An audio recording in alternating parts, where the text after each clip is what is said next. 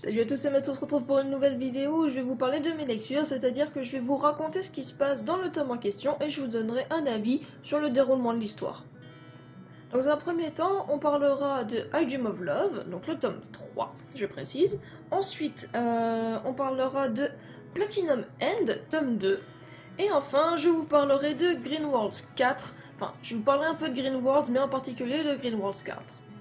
Donc du coup, si vous êtes intéressé par un tome ou une histoire en particulier, je mettrai des liens donc autour de moi, vous pourrez cliquer dessus et donc atterrir directement au bon moment. Je mettrai aussi le temps, comme ça, si vous voulez passer d'un truc à l'autre, vous savez.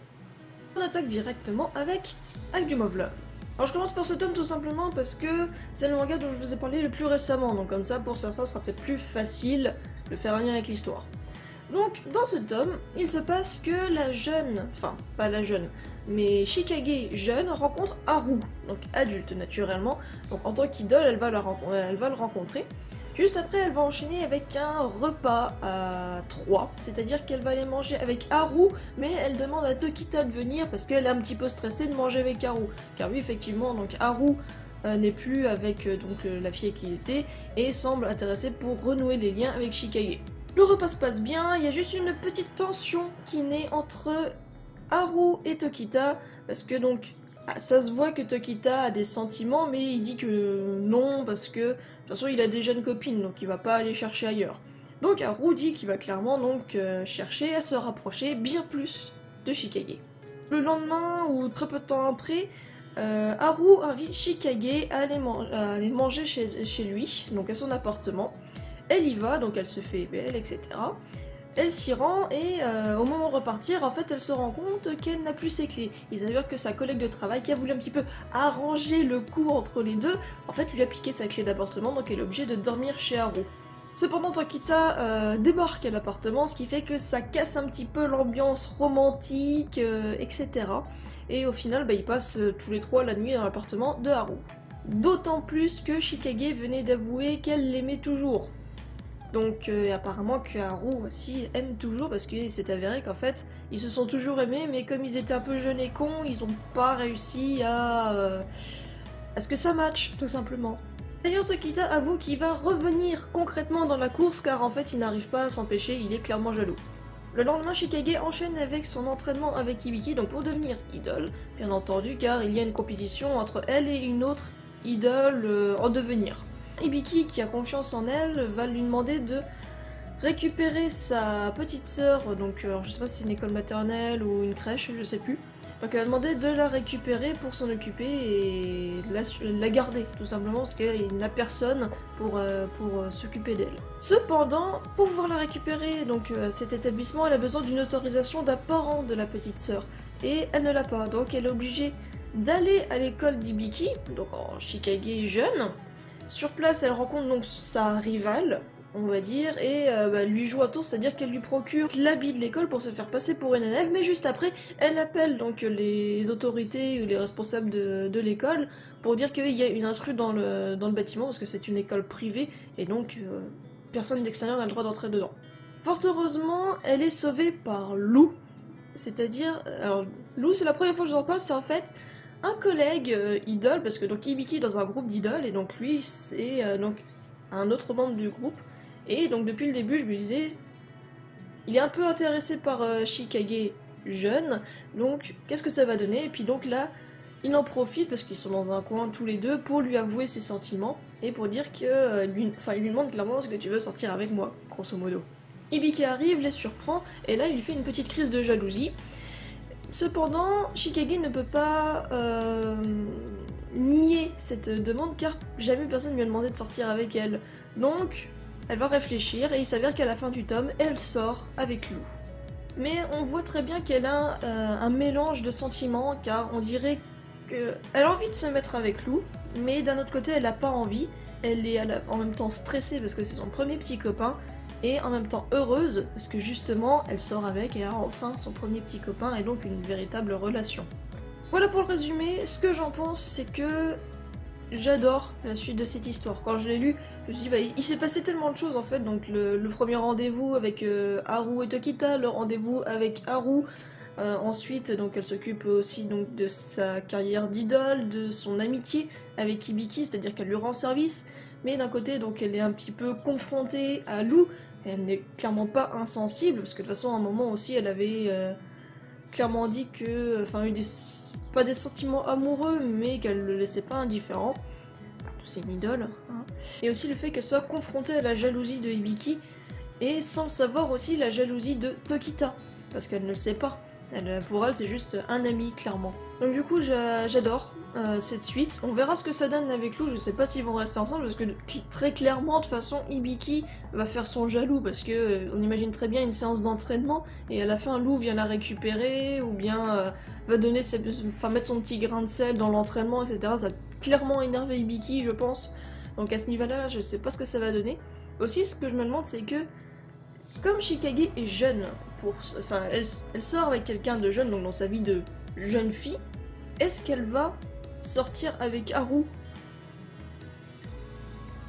Je sais pas ce que ça va donner et j'ai très envie de lire la suite pour savoir ce qui va se passer tout simplement, et c'est une des raisons pour lesquelles j'adore les histoires d'Arinate et Namura, y'a rien à faire, je veux savoir ce qui se passe par la suite. On change complètement de registre avec Platinum End, tome 2. Ce qui se passe dans le tome 2, c'est que Mirai, en fait, donc se fait, on va dire, corrompre par Saki. Donc Saki, c'est la fille qu'il aime depuis donc pas mal de temps. Et donc elle s'avère qu'elle aussi, c'est une participante donc, de ce jeu. Donc il se fait toucher par la flèche rouge et tombe amoureux, enfin fou amoureux pendant 33 jours. Après... On sait très bien qu'il était amoureux, mais par contre, ça lui enlève sa raison, c'est-à-dire qu'il va tout faire donc, pour suivre les ordres de Saki ou ce genre de choses. Donc il n'a plus de raison, il n'a plus son libre arbitre. Et en fait, Saki et notamment son ange ont besoin de lui pour qu'il puisse la protéger, car elle ne possède que la flèche rouge. Et donc pour se protéger d'éventuels autres participants, notamment Metropoliman, si je prononce c'est comme ça, Metropoliman, ouais c'est ça. Elle a besoin donc de quelqu'un d'autre parce qu'avec la flèche rouge on peut pas très bien se défendre, on peut clairement pas échapper donc soit à une autre flèche rouge, soit à la flèche blanche. En 3 jours passés et donc le charme dissipé, ils se rendent compte que de toute façon... il est quand même amoureux, donc il va quand même faire en sorte de l'aider. Ça lui a permis de se rapprocher d'elle, parce que du coup, ils vivent ensemble maintenant pour la protéger.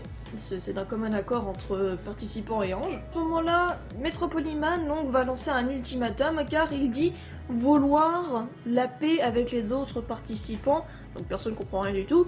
Il veut pouvoir les rencontrer, etc.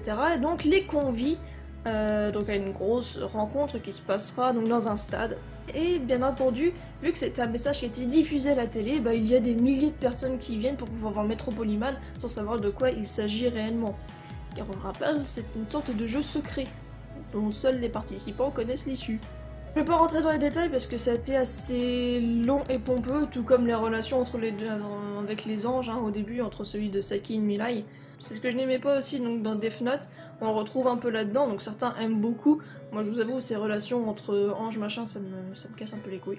Pour éviter d'entrer dans les détails donc sur leur rencontre avec Metropoliman, donc Mirai et Saki en fait sont restés cachés avec des capuches et tout, donc pour qu'on puisse pas voir donc leur collier ou quoi que ce soit, parce que donc les participants voient entre eux s'ils ont donc les colliers des anges.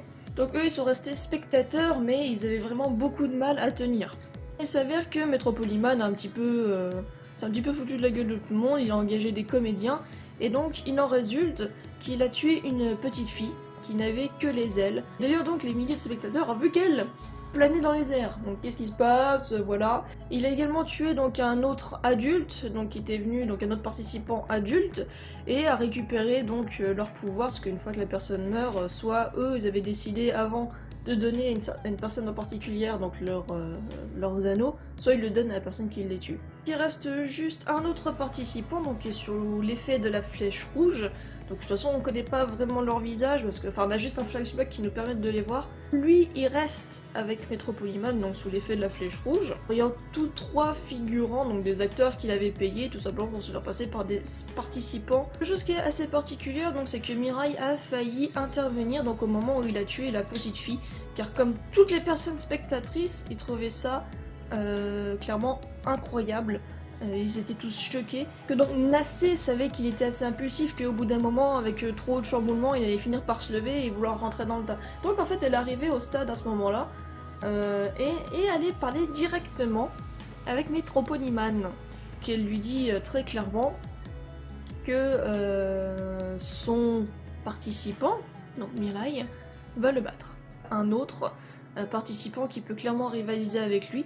Et donc comme il est sous l'effet d'un ange suprême et qu'il a beaucoup plus de valeur, elle croit donc tout simplement en Mirai et elle veut que ce soit lui qui gagne parce qu'elle pense que c'est lui qui a la plus grosse intégrité, enfin la meilleure intégrité tout simplement, et donc pour pouvoir être le meilleur dieu. On les voit rentrer donc chez Saki parce qu'ils habitent ensemble. Ils ont le cafard clairement, mais ça les motive quelque part à se confronter à Métropoliman car ils ne veulent pas que ce soit quelqu'un comme lui qui devienne dieu.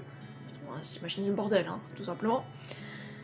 Et donc ils ont une conversation, et à ce moment-là, donc ils se disent qu'il faut qu'ils trouvent d'autres participants pour pouvoir donc combattre Métropoliman. Et à ce moment-là, boum, quelqu'un qui frappe à la fenêtre. Bonjour, moi aussi je suis un participant en mode...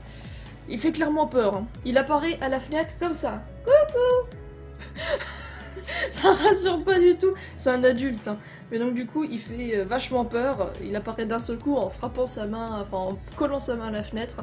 Je m'y attendais pas, je vous avoue. Si je l'avais eu en animé, je pense que ça m'aurait fait sursauter. Mais salut Java.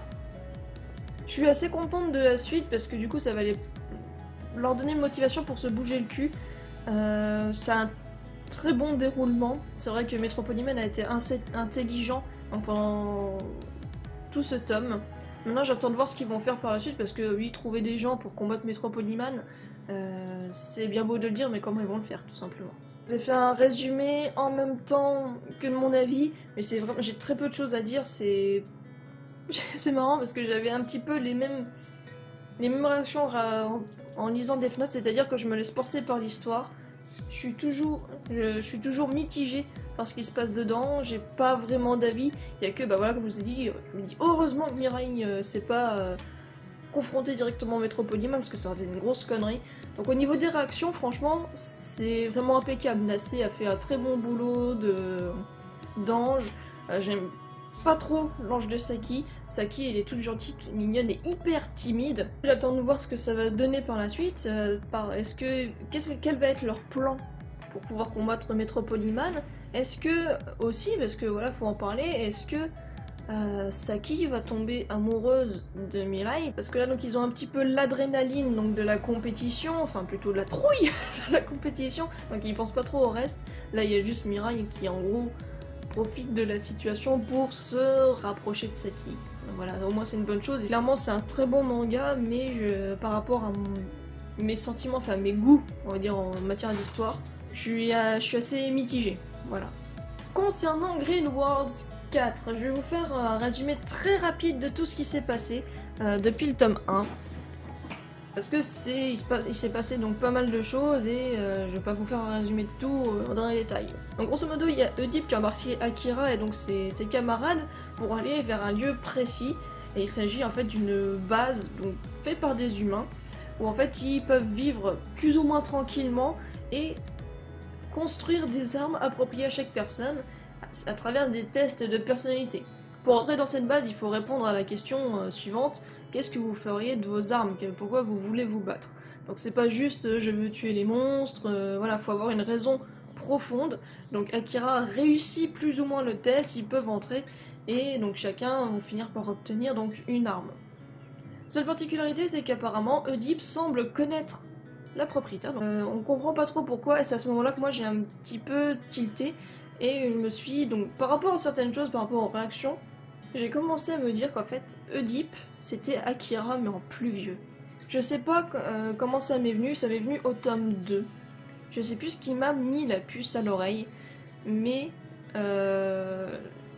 voilà. Ça m'est venu comme ça au tome 2, j'ai eu entre guillemets la confirmation par rapport aux actes dans le tome 3, et c'est dans le tome 4 que je suis clairement sûre, parce que de toute façon, ils le disent pas dans l'histoire, mais ils le disent dans les trucs additionnels.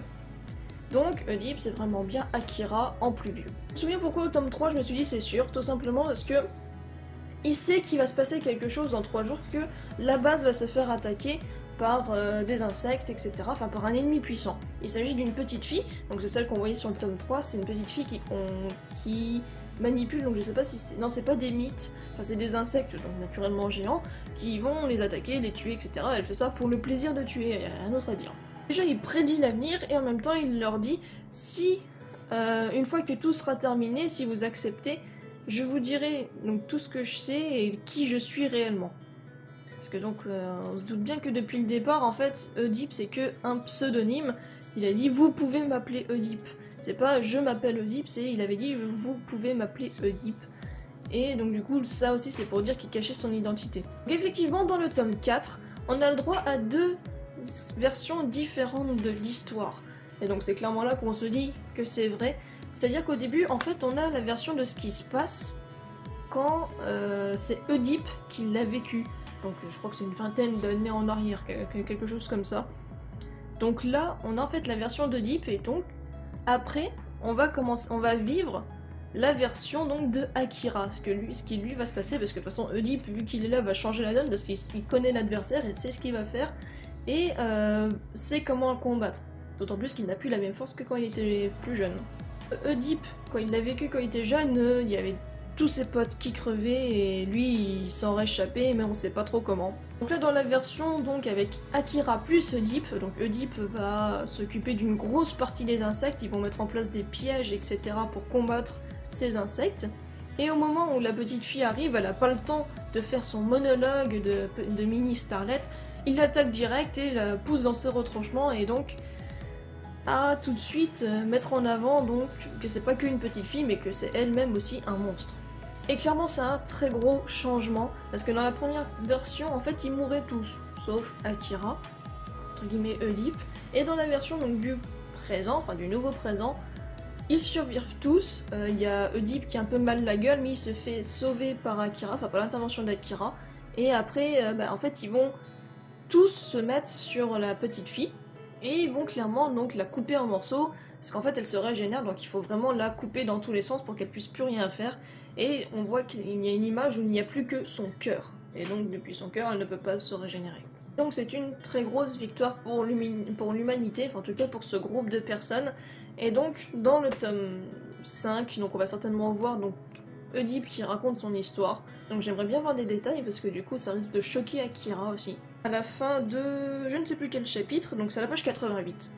On voit donc une page consacrée à Oedipe et c'est marqué ici en haut: Oedipe n'est autre qu'Akira renvoyé dans le présent depuis un futur éloigné de près de 30 ans. Donc c'est pas 20 ans, c'est 30 ans.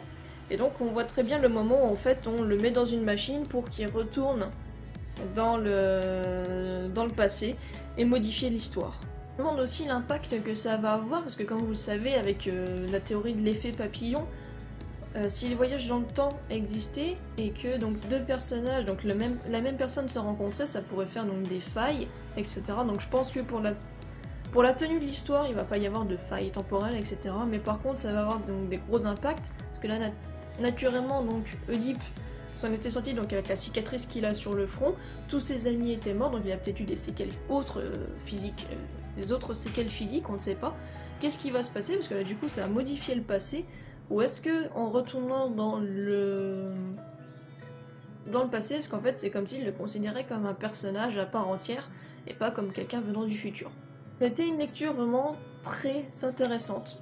J'adore vraiment ce manga. Je peux pas vous l'expliquer parce que, enfin, je peux pas vous expliquer pourquoi. J'aime bien l'enchaînement des histoires. Je suis juste assez perplexe pour le fait que ce soit un personnage qui vienne du futur. Je sais pas trop comment ça va, donc comment l'auteur va tourner ça. J'ai oublié son nom. Yusuke Osawa, voilà. Je sais pas comment Yusuke Osawa va tourner la suite de l'histoire. J'ai hâte de le voir, je crois que de toute façon il y a combien de tomes? Il y a 8 tomes, on a la moitié de l'histoire. D'autant plus qu'on se rappelle que dans le premier tome, on voit que Oedipe faisait un cauchemar avec Akira, donc avec lui-même jeune. Alors de quoi il en retourne? Qu'est-ce qui va se passer? On sait pas trop. Comment va réagir Akira quand il saura que Oedipe vient du futur? Est-ce qu'il va lui dire aussi que Oedipe et Akira plus vieux On ne sait pas s'il va lui dévoiler ça exactement ou s'il va garder son identité secrète. Qu'est-ce qui va se passer par la suite? Parce que de toute façon, donc, ils sont là, mais il va falloir que... Akira va vouloir retrouver donc Yui. Faut toujours pas oublier ça, hein, c'est sa quête de retrouver Yui, de la retrouver, donc de la protéger par la suite. Donc ça on va voir, est-ce que ça va se faire? Est-ce que dans le futur de Oedipe, est-ce que Yui est morte? On ne sait pas. Donc on a encore pas mal d'interrogations sur ce qui va se passer et sur l'état de certains personnages, parce que Oedipe du coup peut nous donner des informations, mais aussi est-ce que le fait d'avoir modifié le passé va modifier le futur? Est-ce que ça peut avoir clairement un chamboulement? Imaginons, si on se met dans l'histoire d'Oedipe, donc en fait il a été vaincu et tous ses amis sont morts, et donc la petite fille qui les avait exterminés avec sa secte va continuer sa route jusqu'à trouver donc un adversaire qui va le faire rigoler tout simplement. Elle va exterminer donc des humains encore et encore, et ça se trouve elle aurait pu attaquer donc une autre base avec d'autres personnes, et ça se trouve peut-être que Yui aurait été dans cette base, donc dans ce camp de réfugiés, alors que là ça se trouve comme ils l'ont tué, ça va pas se faire. Ça peut complètement modifier la suite de l'histoire, on sait pas comment l'impact que ça va avoir, et je trouve ça hyper intéressant, d'autant plus que voilà, on est toujours dans une histoire post-apocalyptique, l'humanité qui est en train de se faire rayer de la carte petit à petit, et c'est pas des zombies. Donc ça change un peu. Enfin voilà, moi j'aime beaucoup cette histoire, j'ai hâte de lire la suite. On en est à la moitié maintenant, donc j'attends de voir ce qui va se passer dans la seconde moitié. Donc voilà une vidéo où j'ai pas mal blablaté. Je sais pas ce que vous avez pensé des suites de ces histoires, si vous les aviez lues ou si ça vous permet donc de vous découvrir la suite, pour des raisons X ou Y, vous pouvez pas acheter le manga, vous avez pas eu le temps de le lire, etc. Je sais pas ce que vous pensez de la suite, donc à la fois donc, de Idom of Love, Platinum End ou Green Worlds. Moi, si je devais classer ces lectures, allez, je mettrais Idom of Love en premier. Je pense que vous l'aviez compris, hein, j'adore cette histoire. Mais vraiment pas très loin Green Worlds. Parce que ils sont pas dans le même style déjà, donc c'est pas facile de les classer ensemble. Mais c'est vraiment donc les deux mangas que j'ai envie de suivre d'assez près dans les mois à venir. Et ensuite Platinum End. Donc Platinum End fait beaucoup parler de lui, mais j'ai pas autant d'attachement. C'est une histoire intéressante, avec des très beaux graphismes. Mais j'ai pas autant d'attachement que je peux avoir par rapport à ces deux-là. Je pense que je me plonge pas assez dans l'histoire. J'arrive pas à trop l'intégrer et j'ai pas d'explication de pourquoi je n'y arrive pas. Donc voilà, ce sera tout pour cette vidéo donc sur mes lectures, donc qui fait à la fois spoil et avis sur les lectures en cours. J'espère que ça vous aura plu. S'il y a un manga dont vous voulez que je parle en particulier, donc que je raconte la suite, parce que maintenant, grâce à ma vidéo sur le Mangatech, vous savez ce que j'ai comme œuvre actuellement. Donc je sais pas ce que vous en pensez, si vous voulez que je parle d'une lecture en particulier, d'une série en cours. N'hésitez donc pas à le dire dans les commentaires, j'espère que cette vidéo vous aura plu, qu'elle n'aura pas été trop fouillie. Je vous remercie beaucoup de l'attention que vous avez portée à cette vidéo et on se retrouve très vite pour une prochaine. Salut!